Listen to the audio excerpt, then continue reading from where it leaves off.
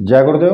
और दोस्तों, मेरे चैनल तंत्र अप्सरा साधना में आपका एक बार फिर से हार्दिक स्वागत है। और देखिए, आज की वीडियो में मैं जो आपको बताऊंगा वो शमशान भैरवी मृगाक्षी का पार्ट 4 है। देखिए, पिछले पार्ट में मैंने आपको बताया था कि मृगाक्षी का अपने गुरु के साथ तंत्र विद्या के द्वारा द्वंद्व युद्ध हुआ और उसमें गुरु का देहांत हुआ। अब इसके बाद में आगे की कथा मैं सुनाता हूँ आपको, और जहाँ से मुझे खुद अनुभव हुआ वहाँ का भी मैं आपको आगे बताऊँगा। तो देखिए, इस भैरवी में इतने गजब का आत्मविश्वास और तंत्र के क्षेत्र में इतनी महत्वपूर्ण बन गई कि इसने कपालनाथ जैसे तांत्रिक से टक्कर ली। और वे सभी भैरव और भैरवियाँ आश्चर्य के साथ में उस भैरवी को देख रहे थे, जो अभी भी आसन पर खड़ी अग्नि में समर्पित औघड़ से प्रवाहित रक्त की भय मिश्रित जो धारा थी उसको आश्चर्य से देख रही थी। वह पत्थर के बुत की तरह खड़ी हुई थी। वह अपने आप पर विश्वास नहीं कर पा रही थी कि यह सब उसके हाथों से हुआ है। कपालनाथ जैसे महान सिद्ध तांत्रिक से उसने टक्कर ली और उसे परास्त किया। उसने उस कपालनाथ का सिर विच्छेदन किया जो कृत्य सिद्ध था, जिसके संकेत पर प्रकृति विचरण करती थी, जिसकी भ्रिकुटी अगर टेढ़ी होती तो अच्छे से अच्छा तांत्रिक दहल कर रह जाता, जिसके क्रोध के आगे यमराज को भी 2 क्षण रुक करके सोचना पड़ता। यही महाप्रतापी तंत्रज्ञ कपालनाथ उसके हाथों से इस प्रकार मर जाएगा, यह विश्वास नहीं कर पा रही थी। वह तो अपने अस्तित्व के लिए लड़ रही थी, अपने बचाव का प्रयत्न कर रही थी, औघड़ को समाप्त करना चाहती ही नहीं थी। उसकी तो इच्छा उसे परास्त करने की थी, परंतु उसके अंतिम प्रयोग से अभूतपूर्व घटित हो गया। उसके जीवन का यह पहला प्रयोग था जो कि अनजाने में ही घटित हुआ। मैं देख रहा था, भैरवी अपने आसन पर चित्रलिखित सी खड़ी थी। ऐसा लग रहा था जैसे उसके जिस्म में किसी प्रकार की कोई शक्ति नहीं रह गई है। कहीं मस्तिष्क की सिराएं फट न जाएं। कभी कभी अचानक गहरे आघात के फलस्वरूप मस्तिष्क की धमनियों में रक्त प्रवाह बढ़ जाता है और मूल धमनी जो है वो फट जाती है। फलस्वरूप व्यक्ति का देहांत हो जाता है। और उसी क्षण यही आशंका मेरे मन में व्याप्त हुई। मैंने भैरवी की तरफ देखा। वह निश्चल, एकदम अपलक जड़वत सी खड़ी थी। उसके साथ ज्यों के त्यों शून्य में उठे हुए थे, और जैसे ही उसके दोनों हाथों में रक्त पात्र हो, इस तरीके से उसके दोनों हाथ ऊपर उठे हुए थे कि जैसे उसके हाथों में रक्त का पात्र हो और उसमें नरमुंड रखा हुआ हो, जैसे कि अभी अभी यह अंतिम आहुति देने के लिए तैयार हो। यह स्थिति ठीक नहीं थी। इससे मृत्यु भी हो सकती है। यह भी हो सकता है कि वह पागल सी हो जाए। उसने एक लड़ाई जीती है, पर प्रकृति की इस दूसरी लड़ाई में हार सकती है। उसकी विजय सब कुछ दांव पर लगाने के बाद व्यर्थ हो सकती है। और मैंने तत्क्षण 4-6 कदम आगे बढ़कर उसके दाहिने हाथ को पकड़कर हिलाया। इसका प्रभाव तुरंत हुआ। उसकी जड़ता समाप्त हुई। उसके शरीर में एक हलचल दिखाई दी और उसके मुख से हुम की ध्वनि सी निकली। उसने अजीब सी नज़रों से मुझे देखा और तुरंत दोनों हाथ आंखों पर रखकर धम्म से उस आसन पर बैठ गई। उसे औघड़ का यह स्वरूप दिखाई दिया जब वह पहली पहली बार उससे मिला था। उसे औघड़ का स्नेहपूर्व व्यवहार स्मरण हो आया। उसने बताया कि औघड़ ने इस प्रकार से उसकी तकलीफ भैरवी को नहीं होने दी, किसी भी प्रकार की तकलीफ। अन्य भैरवी भैरवियों से भी ज़्यादा उसे माना, उसे महत्व दिया और तंत्र क्षेत्र में निष्णांत किया। इतना समय तक साथ रहने पर भी औगड़ ने कभी भी मर्यादा का उल्लंघन नहीं किया। ऐसा कोई काम नहीं किया जो उचित ना हो। यहाँ तक कि उसके शरीर को भी काम वासना से स्पर्श तक नहीं किया। उसमें संयम था, इसमें संदेह नहीं। यदि औगड़ चाहता तो बलपूर्वक कुछ भी कर सकता था, पर उसने कभी भी ऐसी स्थिति नहीं आने दी। जब भी उससे मिला, किसी भैरव या भैरवी के साथ ही मिला। एकांत में भी यदि कभी दिन या रात को साधना की दृष्टि से मिलने की आवश्यकता पड़ती, तब भी उसने संयम और मर्यादा का पूरा पूरा ध्यान रखा। और आज उसने अपने ही गुरु का नाश कर दिया। उसके हाथों से गुरु हत्या हो गई है। एक ऐसे पुरुष की हत्या हो गई जो अपने आप में अद्वितीय था, जिसके पास तंत्र की विशिष्ट सिद्धियां और साधनाएं थी, जिसने मालूम कितने ही तांत्रिक तैयार किए थे और जिसकी धाक गोरखपुर से नेपाल की दक्षिण काली तक थी।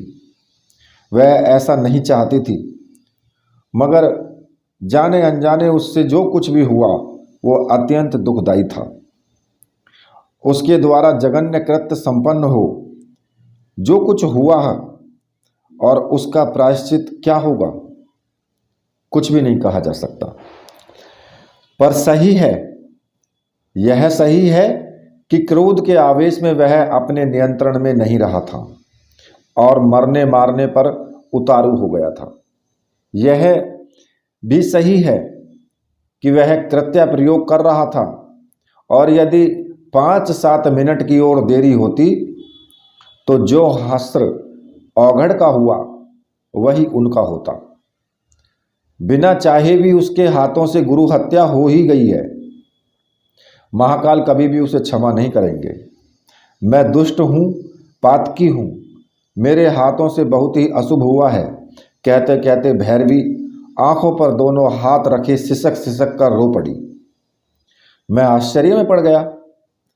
जिस समय प्रसन्नता व्यक्त करने का क्षण है, यह उस समय रो रही है। इसने तो विजय प्राप्त की है। विजय उत्सव मनाने की अपेक्षा यह कमजोरी दिखा रही है। यदि इसे महाशमशान के अन्य भैरवी भैरवियों पर शासन करना है तो अपने आप को संयमित करना पड़ेगा, कुछ कठोर होना पड़ेगा, पौरुष और दृढ़ता दिखानी पड़ेगी। इस प्रकार सामान्य स्त्रियों की तरह रुदन करना किसी भी दृष्टि से उचित नहीं है। पर मेरी हिम्मत नहीं हो रही थी कि मैं उससे कुछ कहूँ। मुझसे यह ज़्यादा समर्थ है। आयु में ये भले ही मुझसे छोटी हो, परंतु ज्ञान और साहस में मुझसे निश्चित रूप से बढ़ चढ़कर है। इसे स्वयं समझना चाहिए कि औगड़ की मृत्यु के बाद यह यहाँ की शासिका है, गुरु की तरह है। यह सब भैरव भैरवियाँ निश्चित रूप से इसे गुरु मान लेंगे, और जिस प्रकार यहाँ से औगड़ का साम्राज्य है, उसी प्रकार से यह यहाँ की साम्राज्य बन करके रह सकेगी। दूर खड़े भैरव और भैरवियाँ धीरे धीरे नज़दीक आने लगे। उन्होंने देख लिया कि उनके गुरु कपालनाथ को की जो बलि है वो महाकाल ने ले ली है। उनके शरीर का सारा रक्त काली ने पी लिया है और उसका मुंड गले में धारण कर लिया। इसके पीछे अवश्य ही महाभैरव का अदृश्य संकेत है। यह भैरवी निश्चित रूप से स्वयं सिद्धा है। गुरु तो ज्ञान होता है, उसके लिए शरीर का कोई विशेष महत्व नहीं होता। इस भैरवी के पास उसकी अपेक्षा कुछ उच्च कोटि का ही ज्ञान और क्रियाएं हैं। कुछ ऐसा अवश्य है जो औगड़ के पास नहीं था, इसलिए उसे समाप्त होना पड़ा। अब यदि यह भैरवी हमारी गुरु बनती है तो हमें क्या आपत्ति हो सकती है। कुछ भय, कुछ हर्ष और कुछ आश्चर्य के साथ भैरव भैरवियाँ निकट आने लगी जहाँ पर मृगाक्षी बैठी हुई थी। उसने उन लोगों को अपने पास आते हुए देखा। अचानक उसके चेहरे का भाव बदल गया। एक दृढ़ संकल्प था उसके चेहरे पर। उसने शायद यही निश्चय कर लिया कि जो कुछ भी हो गया है वह तो हो गया है, फिर अब उस पर अफसोस करने से क्या होगा। अब तो आगे का निर्णय लेना है। इन भैरव भैरवियों के सामने कमजोरी दिखाना ठीक नहीं। मौत और तांत्रिक का कोई भरोसा नहीं होता। इनके सामने मैंने कमजोरी दिखाई और यदि इन्हें पता चल गया कि मैं अंदर से पूरी तरह हिल गई हूं तो अवश्य ही ये मुझ पर टूट पड़ेंगे। ये कुछ भी कर सकते हैं। इस समय मैं अकेली हूं और ये बहुत हैं। इस समय इन पर मनोवैज्ञानिक दबाव बनाए रखना है। वह दृढ़ता के साथ अपने आसन पर खड़ी हुई और फिर पास आते हुए भैरव भैरवियों को उंगली के इशारे से रुकने का संकेत किया।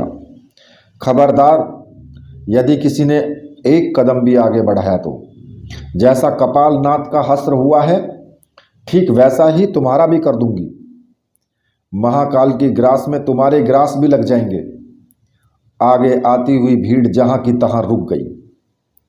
भैरवी ने आज्ञा देते हुए कहा, सभी अपने अपने साधना कक्ष में चले जाएं। जैसे महानिशा में तुम लोगों की साधनाएं चल रही थी उसी प्रकार साधनाएं संपन्न करनी हैं। तुम्हें किसी भी प्रकार का गतिरोध या व्याघात में मैं नहीं चाहती। मेरे बिना पूछे और बिना आज्ञा के कोई भी साधना कक्ष से न तो बाहर निकले और न ही परस्पर बातचीत करे। कल सुबह मैं स्वतः निर्णय लेकर तुम लोगों को बता दूंगी कि इस महाशमशान को किस प्रकार से संचालित करना है। भैरवी की वाणी में पौरुष और कठोरता थी। आशा का प्रत्येक शब्द दृढ़ और स्थिर था। 2 क्षण पहले जो भैरवी आंखों में उंगलियां रख करके रो रही थी वह शायद कोई और थी। सभी भैरव और भैरवियां यंत्र चलित से अपने अपने साधना कक्ष में चले गए। भैरवी की आवाज सुनाई दी, उठो, इसको सहारा दो। वह औघड़ के निर्जीव शरीर को अपने दोनों हाथों से उठाने का असफल प्रयास कर रही थी। शायद उसका अंतिम संस्कार करने का विचार हो। मैंने उससे कुछ भी पूछना उचित नहीं समझा और सहारा देकर औघड़ की उस सिर विहीन लाश को अपने हाथों में उठाने का प्रयास किया। लाश भारी थी, मरने के बाद और भी ज़्यादा भारी होकर के अकड़ गई थी।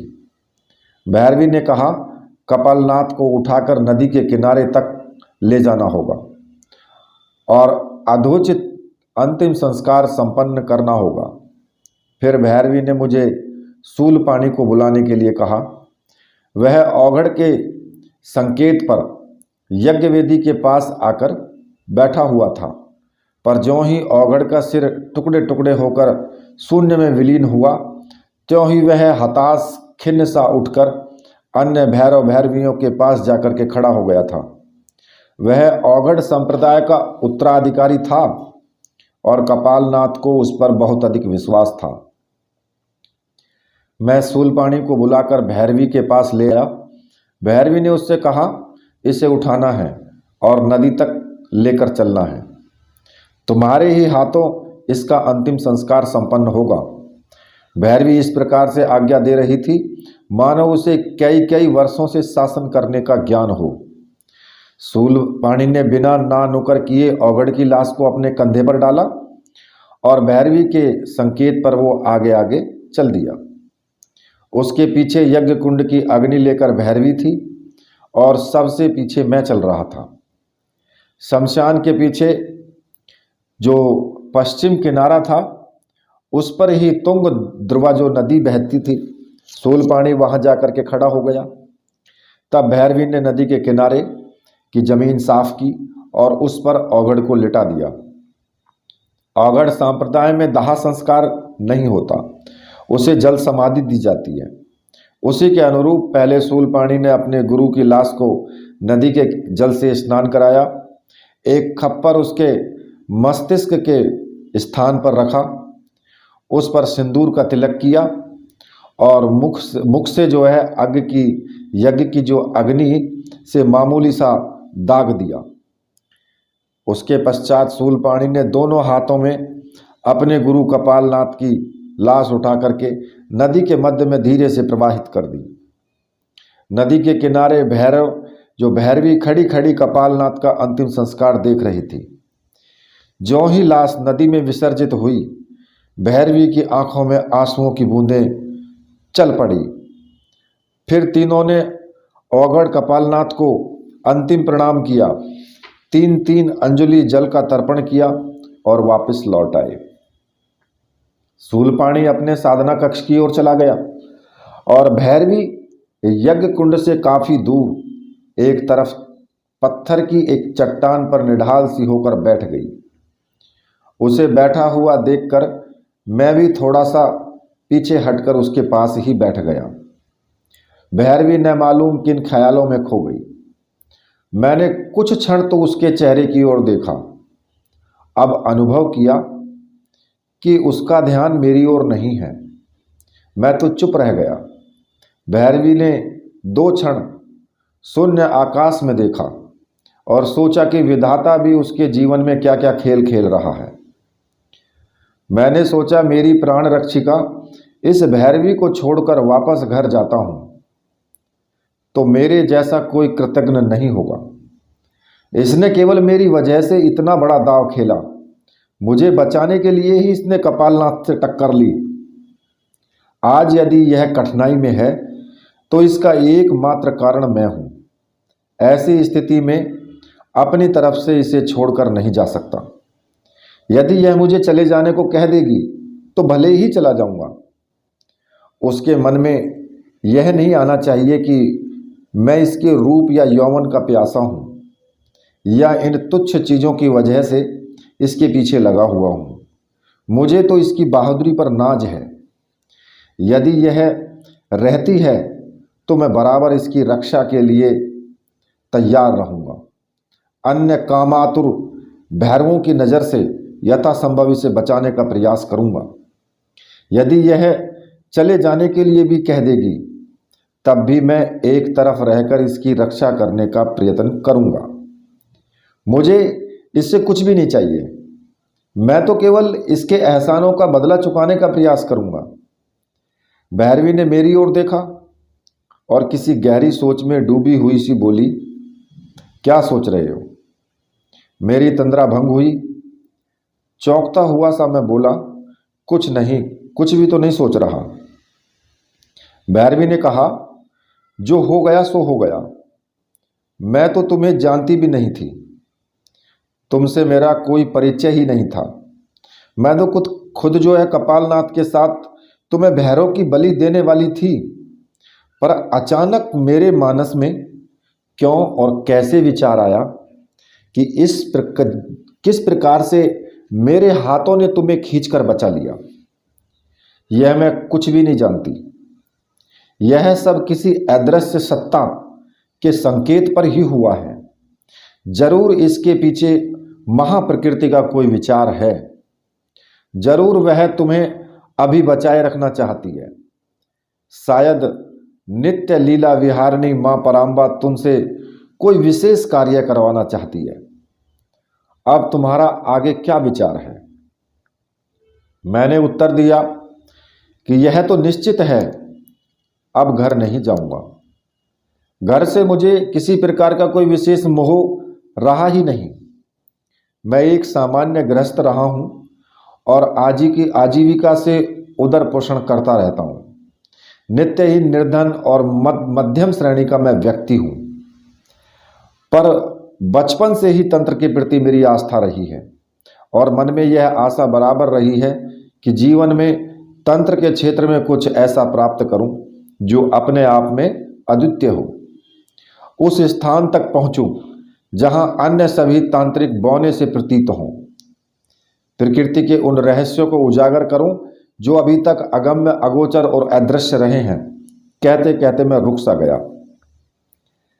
भैरवी ने कहा, कहो कहो, रुक क्यों गए? तुम्हारे विचार निश्चित रूप से सही हैं। यदि तुमने तंत्र के क्षेत्र में उतरने का निश्चय कर ही लिया है तो फिर मन में किसी प्रकार का मोह रखने की जरूरत नहीं है। जब अपने जीवन की नाव तंत्र के महासागर में उतार ली है तो फिर तूफानों से घबराकर किनारों पर मुर्दों की तरह बैठना उचित नहीं है। जो कुछ करना है अपने दमखम के साथ करना है, पूर्णता के साथ करना है। मैंने जवाब दिया, आपकी बात 16 आने सही है। मैं ना तो कायर हूं और ना ही पीछे हटने वाला हूं। यद्यपि मैंने जो कुछ देखा है वह अपने आप में रोमांचक है, परंतु इस क्षेत्र में यह सब तो होगा ही। अगर कायरों की तरह ही जीना है तो फिर घर की चार दीवारी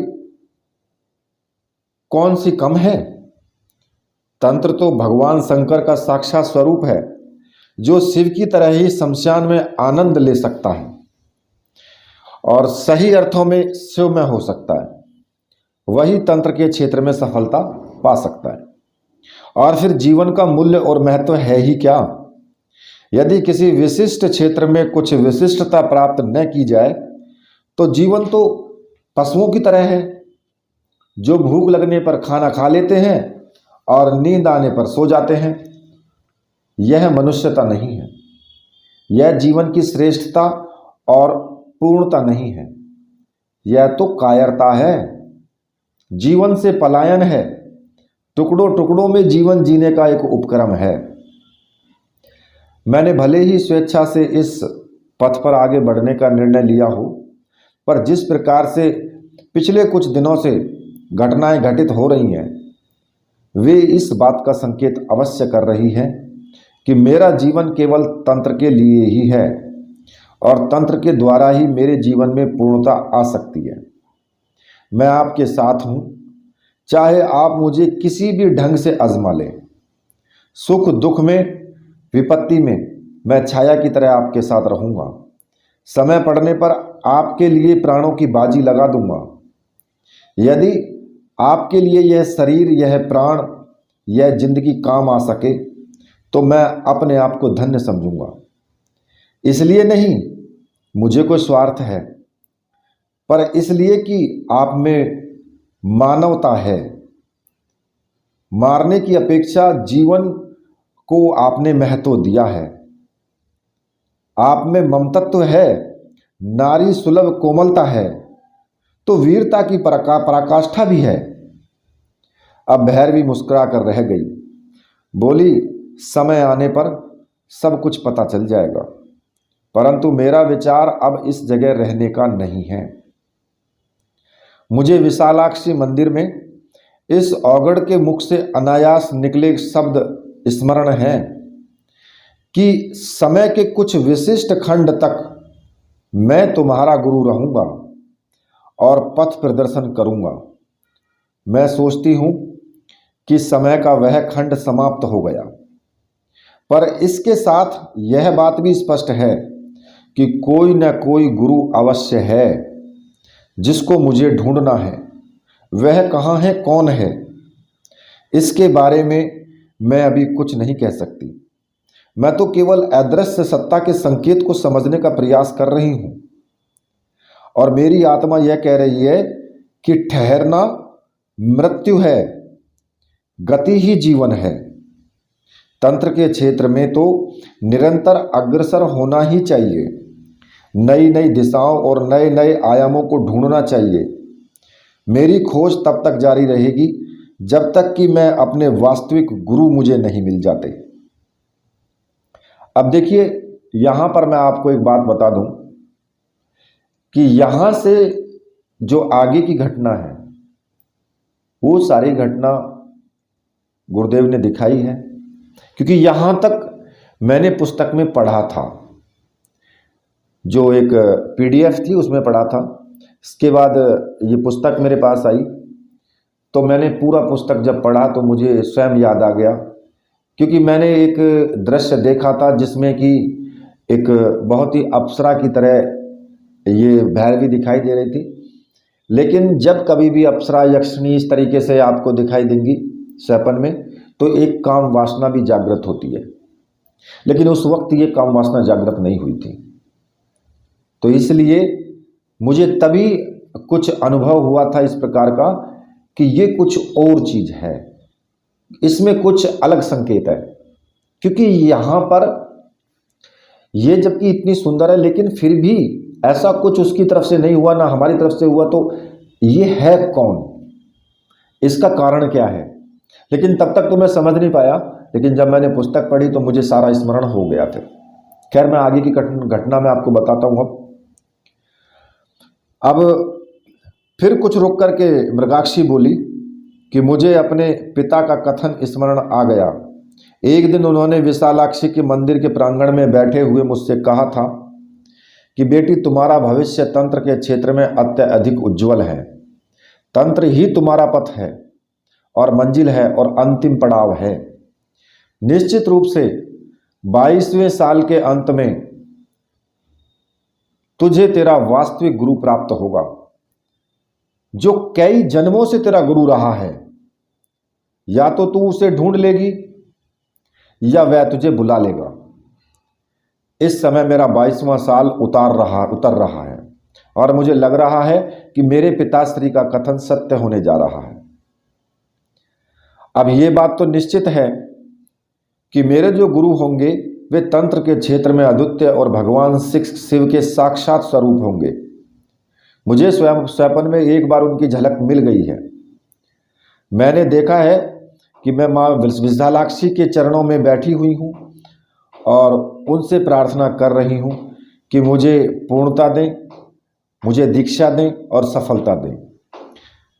तभी जगत जननी माँ विशालाक्षी मुझे खींचकर अपने पास बिठा लेती है और मेरे सर पर हाथ फेरती हुई कहती है कि जब तू तंत्र मार्ग पर कदम बढ़ाएगी तब प्रारंभ जो गतिरोध के बाद एक अद्वितीय सन्यासी के द्वारा तुझे दीक्षा मिलेगी और यही तेरे तंत्र गुरु होंगे। ये सामान्य सन्यासी नहीं है, अपितु भगवान शिव के साक्षात स्वरूप होंगे। और ऐसा कहते कहते माँ ने एक तरफ संकेत कर दिया। मैंने देखा पीछे की ओर श्वेत हिम से ढका हुआ पहाड़ है। उसकी तलहटी से कुछ ऊपर एक भव्य आश्रम है। आश्रम के मध्य में एक विशाल पेड़ के नीचे श्वेत शिला पर सन्यासी बैठे हुए हैं। आदित्य तेजस्वी रूप, प्रखर और चुंबकीय व्यक्तित्व, भव्य आकृति, बलिष्ठ सुसंगठित शरीर और लंबी काली जटाएं पीछे तक पड़ी हुई हैं। ललाट पर कुमकुम का सुंदर तिलक लगा हुआ था। कमलवत नेत्र बंद थे। व्याघ्र चरम पर बैठे हुए वे साक्षात भगवान शंकर का स्वरूप नजर आ रहे थे। उनके बाएं पार्श्व की तरफ बहुत ऊंचाई से एक झरना गिरता हुआ अत्यधिक सुंदर आकृति दिखाई दे रहा था। सन्यासी के दाहिनी ओर एक छोटा सा मृग बिछौना पड़ा हुआ था और एक जो मृग वहां पर बैठा हुआ था वो टुकर टुकर सन्यासी के तेजस्वी चेहरे की ओर देख रहा था। आश्रम के मुख्य द्वार के आगे भव्य नदी वो बह रही थी और नदी में शिष्य और शिष्याएं आते जाते दिखाई दे रहे थे। सभी के चेहरे दीप्यमान थे। उनके मुंड पर एक विशेष अपूर्व आभा और ज्ञान की चमक दिखाई देती थी। ऐसा लग रहा था कि वे सभी संतुष्ट हैं। मृगाक्षी ने कहा, यह स्वप्न मेरे मानस में स्पष्ट है और मैंने उस सन्यासी को देखकर भक्ति भाव से प्रणाम किया। मेरा सिर स्वतः ही उनके चरणों में झुक गया। ऐसा लगा जैसा मैंने अपना लक्ष्य प्राप्त कर लिया हो।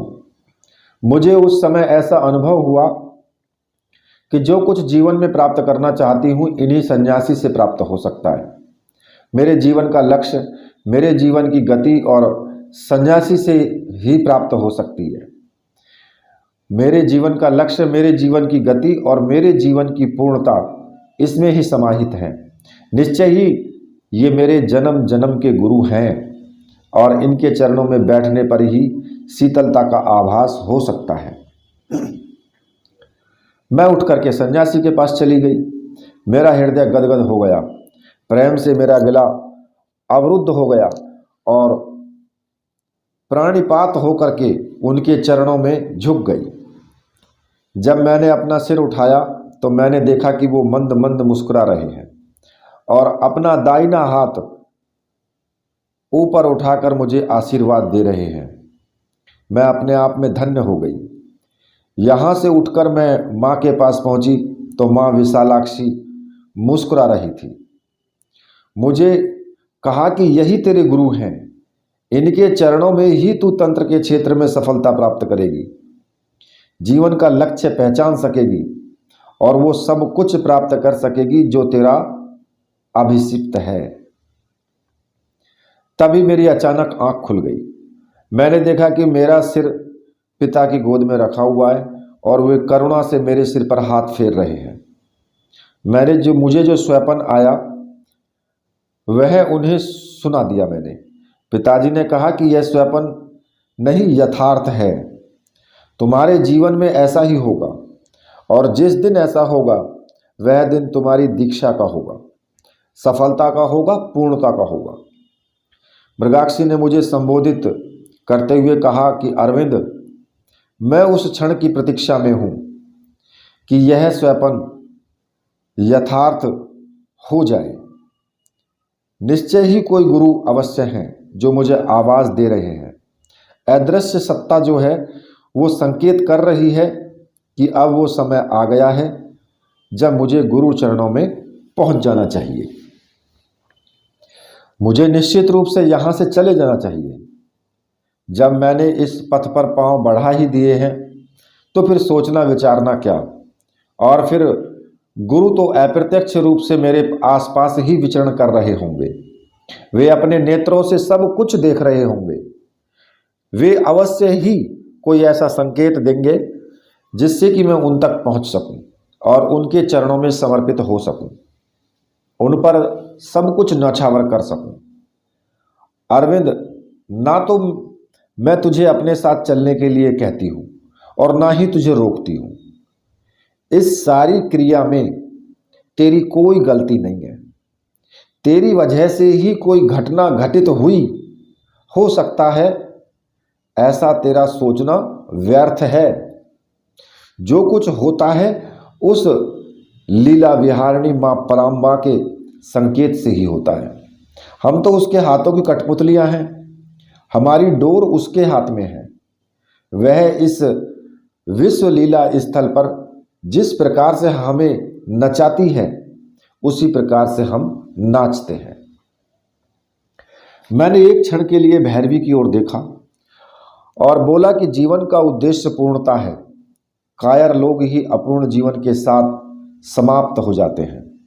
किसी भी विशिष्ट क्षेत्र में अंतिम लक्ष्य तक पहुंच जाना ही पूर्णता है और मैं निश्चित रूप से इस पूर्णता के तट पर तुम्हारे साथ हूँ। जो तुम्हारा उद्देश्य है वही मेरा उद्देश्य है, जो तुम्हारा लक्ष्य है वही मेरा लक्ष्य है। और मैं ऐसा अनुभव कर रहा हूँ कि जो तुम्हारे गुरुदेव हैं संभवतः वे ही मेरे गुरुदेव हैं। इस बात की वास्तविकता तो गुरुदेव ही बता सकते हैं, पर मुझे आभास हो रहा है कि तुम्हारे और मेरे सूत्र कहीं ना कहीं थोड़े बहुत जुड़े अवश्य हैं। उषा काल प्रारंभ हो गया है।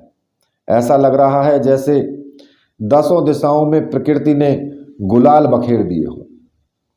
पक्षियों की चहचहाट सुनाई देने लगी थी और धीरे धीरे रात्रि समाप्त हो रही थी और उषापूर्ण सज धज के जो है पृथ्वी पर उतर आई थी।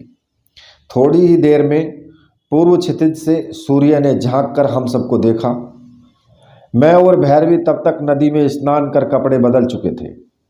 सूर्य को अर्घ्य दिया और नवीन जीवन प्रारंभ करने का आशीर्वाद प्राप्त किया। भैरवी ने कहा, पहले महाशमशान चलना है। कायरों की तरह छुपकर चले जाना किसी भी प्रकार से ठीक नहीं है और न दैन्यम पलायनम। हम दोनों महाशमशान के आधार कक्ष के बाहर खड़े हो गए। तब तक समस्त भैरव और भैरवियाँ अपने स्थान पर बैठ गई थी। भैरवी ने बताया कि पिछले कई वर्षों से यह परंपरा थी कि प्रातःकाल सूर्य के समय स्नान आदि से निवृत्त होकर कपालनाथ आधार कक्ष के बाहर आपने और अपने प्रयासों और सफलताओं के बारे में उनको बताते थे। जब कपालनाथ उन्हें उस दिन की क्रिया पद्धति समझाते, जिससे कि वे सभी अपनी अपनी साधनाओं में रत हो सकें। मेरे आगे आगे भैरवी थी और मैं किंचित पीछे पीछे चल रहा था। मेरे मन में किसी प्रकार का भय या लघुता का भाव नहीं था। मेरे पैरों में दृढ़ता और मन में कठोरता थी।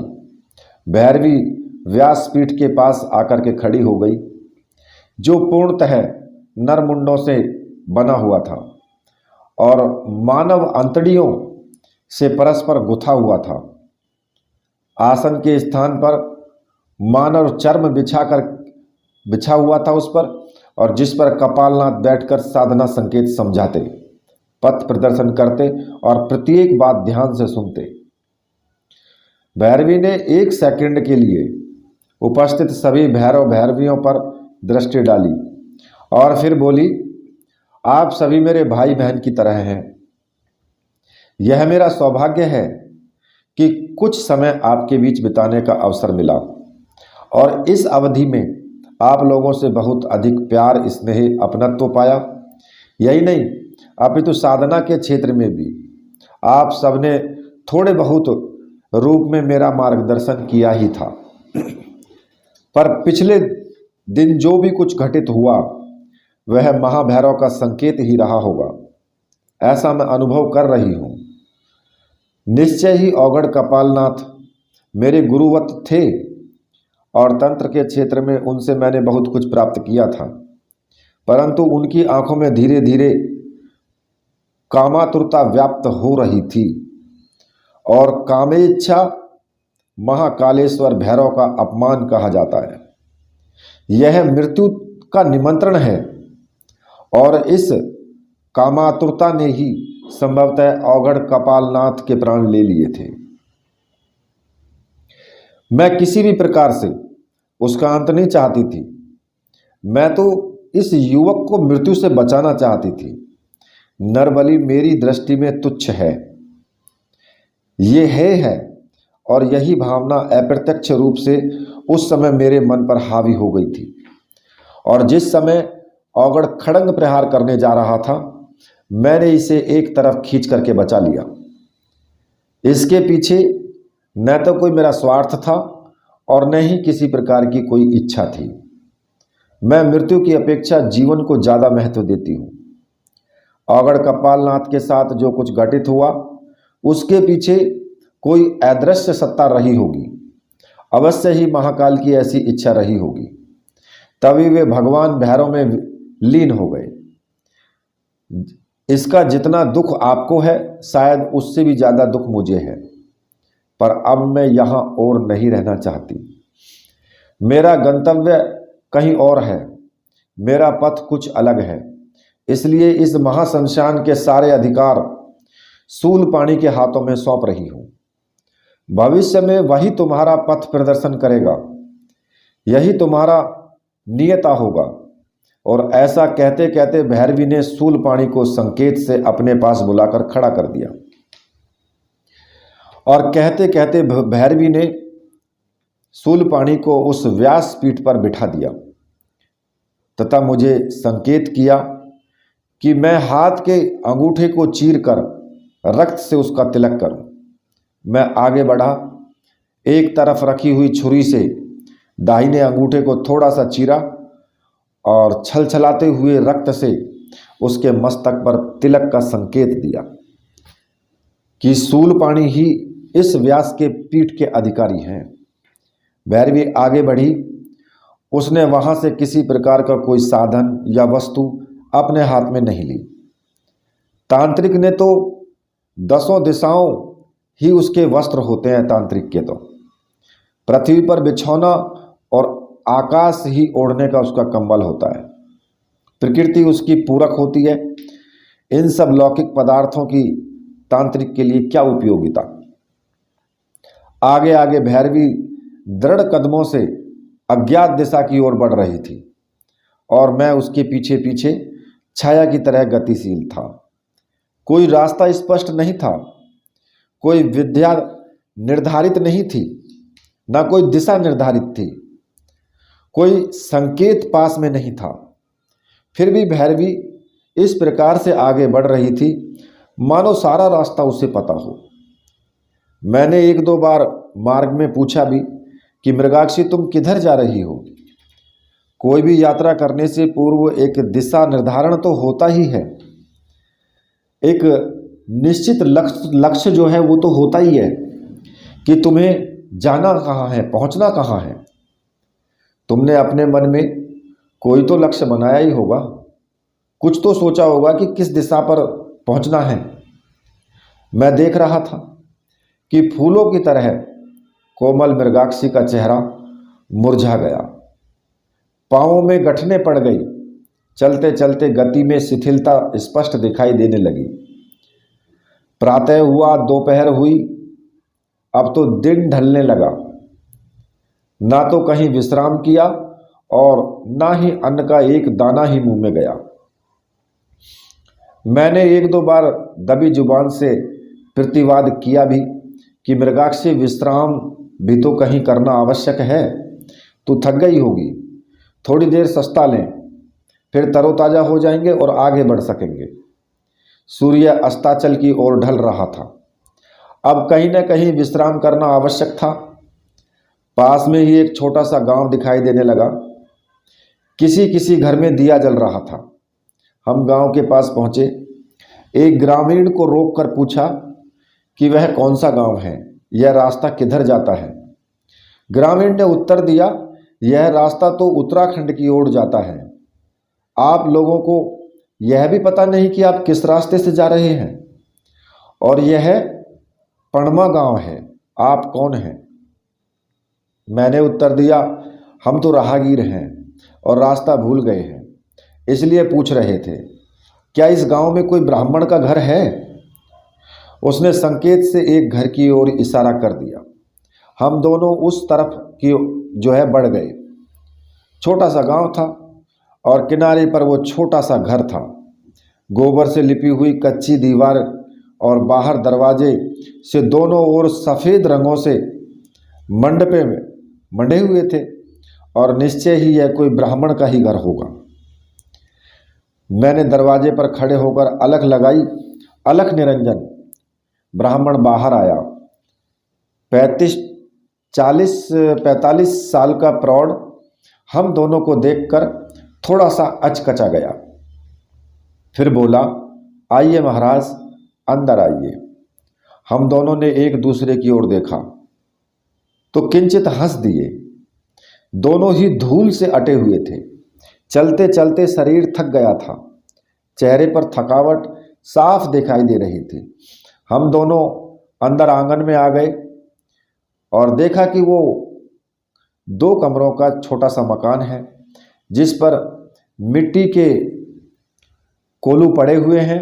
थोड़ा सा आंगन है जिसके एक तरफ वृद्धा माँ और शायद ब्राह्मण की पत्नी बैठी हुई थी। एक 18-19 वर्ष की कन्या बाहर बैठी खाना पका रही थी और आंगन में दूसरी ओर 2 बालक खेल रहे थे। शायद यही उसी का परिवार था। बैठिए महाराज, काफ़ी देर से चल कर के आए हैं आप। मैंने कहा कि हाँ भाई, चलते चलते काफ़ी देर हो गई है, तो हमने सोचा कि किसी ब्राह्मण के घर पर ही रात काट लें। हम किसी ब्राह्मण के अलावा किसी और का अन्न स्वीकार नहीं करते।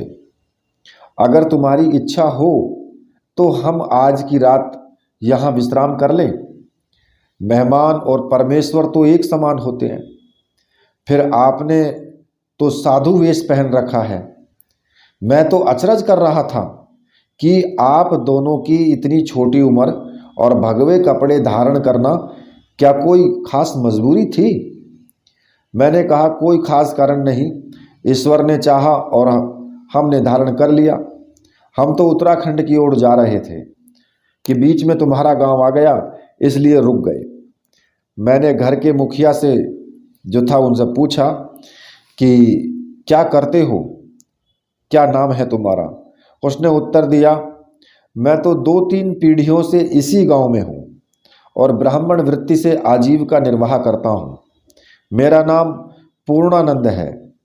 यह मेरी माँ है, यह मेरी बहुरिया है, यह बिटिया पारो और ये 2 छोटे छोटे बच्चे हैं जो उधर खेल रहे हैं।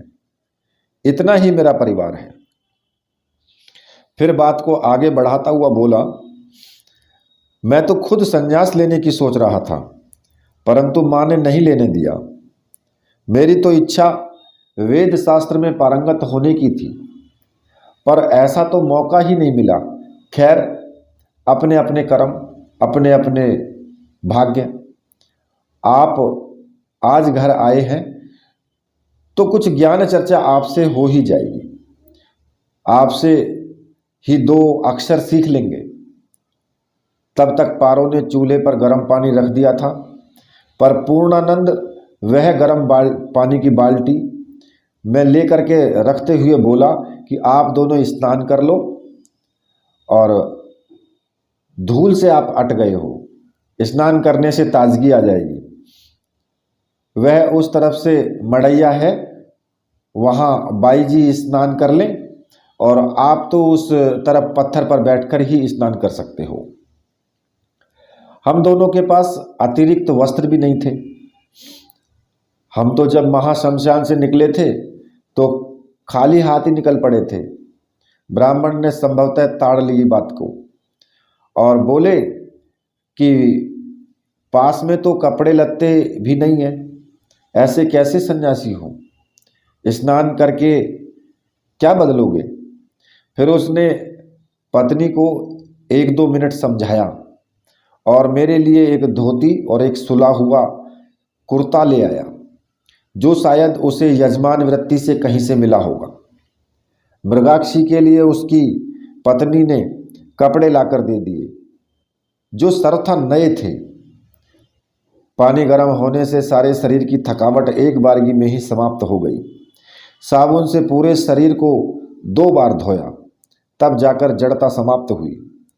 ब्राह्मण के दिए हुए कपड़े मैंने पहन लिए, धोती कुर्ता, और इस वेश में अच्छा जब लग रहा था। कुर्ता तो ऐसा मिला हुआ था कि मानो मेरे लिए ही सिलवाया गया हो। तब तक मृगाक्षी भी आ गई। शायद उसने बालों को 2-3 बार साबुन से धोया था, इसलिए वे बाल जो है वो चमकीले पीठ पर पड़े हुए अत्यंत सुंदर लग रहे थे। तब तक पारो ने खाना बना दिया था। हम दोनों जमीन पर बिछे हुए आसन पर बैठ गए और ब्राह्मण की पत्नी ने आग्रह कर पूरा भोजन करा दिया। भोजन के बाद पूर्णानंद पास में ही आकर के बैठ गए। परिवार के अन्य सदस्य भी घर के कामकाज से निवृत्त होकर के खाट के चारों ओर बैठ गए। यद्यपि मैं खाट पर सोना नहीं चाहता था, परंतु उन्होंने जबरदस्ती मेरे लिए खाट बिछा दी और उसी पर बैठने का आग्रह किया था। पूर्णानंद ने पूछा कि महाराज किधर से आए हो और किधर को जा रहे हो? ये आपकी बहन है या शिष्या? इस छोटी सी उम्र में आप दोनों ने संन्यास धारण किया है तो जरूर कोई कारण होगा। मुझे लगता है कि आप लोगों ने कोई विद्या जरूर प्राप्त की होगी। मुझे भी 2-4 चीज़ें सिखा दो तो इस गांव में मेरी भी कुछ इज्जत आबरू बढ़ जाए। शायद वह बातूनी था, मुझे तो ऐसा ही लग रहा था। फिर अपनी बात आगे बढ़ाता हुआ बोला, मैं तो 3 पीढ़ी से यहाँ पर हूँ और मेरे परिवार ने तो 3 पीढ़ियों से गरीबी ही देखी। आपके पास कोई ऐसा टोना टोटका हो जिससे घर में लक्ष्मी स्थायी रूप से आकर टिक जाए तो बड़ी कृपा होगी। बिटिया भी विवाह के लायक हो गई है और इसके लिए भी कोई ढंग का वर ढूंढना मुश्किल हो रहा है। कुछ तो घर में होगा, तभी तो विवाह करेंगे। मैं चुपचाप उसकी बातें सुन रहा था। मैं अपनी तरफ से हाँ हूँ करता हुआ कुछ जवाब देता रहा। पूर्णानंद ने आगे कहा, आप कहें तो मैं 1-2 साल के लिए संन्यास धारण कर लूँ, शायद आपसे कुछ सीखने को मिल जाए। जब ऐसी बिटिया आपकी शिष्या बनी है तो जरूर आपके पास कोई ऊंची विद्या है। मैंने जवाब दिया, पंडित जी अभी तो कोई ऊंची विद्या हम नहीं सीख पाए हैं, परंतु भरोसा है कि जरूर कुछ ना कुछ प्राप्त हो ही जाएगा। जब हमें कोई विद्या मिलेगी तो आपके गांव की तरफ जरूर आएंगे और आपको सिखाएंगे। अब मेरे सोने का समय हो गया है और आप कहें तो मैं सो जाना चाहता हूँ। घर वाले सभी बेमन से उठ खड़े हुए। जहाँ पर पारों का बिछौना बिछा था उसके पास ही मृगाक्षी का बिछौना भी बिछा दिया गया और मैं सोच रहा था कि मृगाक्षी के साहस और जीवट शक्ति की, एक सुकुमार युवती होने के बावजूद उसमें जो दृढ़ता और हिम्मत है, यद्यपि मैं इसके जीवन से परिचित नहीं था, मुझे पता नहीं था कि यह किसकी लड़की है, किस घराने से संबंधित है, पर यह बात निश्चित थी कि किसी ऊंचे घराने से ही इसका संबंध है। इसमें जो गरिमा है, हिम्मत है, साहस है, बातचीत का जो सलीका है, वह इसका प्रमाण है कि यह घटिया और ऊंचे खानदान से संबंधित नहीं हो सकती। इन्हीं ख्यालों में खोया हुआ कब मुझे नींद आ गई कुछ नहीं पता चला। जब आँख खुली थी तो थोड़ा थोड़ा अंधेरा छटने लगा था, पक्षी चहचहाने लगे थे। मैं उठा, गांव के बाहर नदी के किनारे स्नान किया, संध्या आदि से निर्वृत्त होकर उगते हुए सूर्य को अर्घ्य दिया और अपने इष्ट भगवान पशुपतिनाथ की प्रार्थना की। कल के पहने हुए कपड़े मैंने रात को धोकर सुखा दिए थे, उन्हें आज पहन लिया और ब्राह्मण के दिए हुए वस्त्र धोकर फैला दिए थे। जब तक मैं संन्यास आदि से निवृत्त हुआ तब तक वे भी सूख गए थे। अब मैं कपड़े समेटकर घर लौटा, तब तक मृगाक्षी भी स्नान आदि से निवृत्त होकर के तैयार हो गई थी और आगे चलने के लिए मेरी प्रतीक्षा कर रही थी। मृगाक्षी ने मुझे चलने का संकेत किया और हम दोनों गांव से बाहर निकल गए। मैंने पूछा, मृगाक्षी, हम जिस रास्ते पर चल रहे हैं, क्या यह रास्ता सही है और हम किस जगह जा रहे हैं? इसका कोई अता पता ज्ञात है? अंधेरे में चलते रहने की क्या तुक है? इससे तो हम वाराणसी चले जाएं, वहीं पर गंगा के किनारे आश्रम बना ले और साधना संपन्न करेंगे। मृगाक्षी ने किंचित रोष से मेरी ओर देखा, बोली, यदि तुम्हें वाराणसी जाना है तो यहीं से मुड़ सकते हो। मैं समझती हूँ कि तुम्हारे घर का मोह तुमसे छूटा नहीं है और मोहग्रस्त सन्यासी निश्चय ही पतन के खड्ड में गिरता ही है। सन्यासी को न तो किसी से लाग लपेट होनी चाहिए और ना ही मोह। स्वयं में भी उसके द्वारा असत्य भाषण नहीं होना चाहिए। कल भी ब्राह्मण के यहाँ तुमने थोड़े बहुत रूप से असत्य भाषण किए, मुझे यह ज़्यादा अच्छा नहीं लगा। तो देखिए, अब यहाँ से मृगाक्षी और अरविंद दोनों आगे की यात्रा में हैं। उन्हें कोई एक ऐसी अदृश्य शक्ति जो है वो संकेत कर रही है आगे बढ़ने का। तो जो आगे की कथा है वो मैं फिर आपको अगले पार्ट में सुनाऊंगा। तब तक के लिए मेरे साथ बोलिए बोलिए वीर बजरंगबली हनुमान जी महाराज की जय। बोलिए मेरे परमहंस गुरुदेव की जय।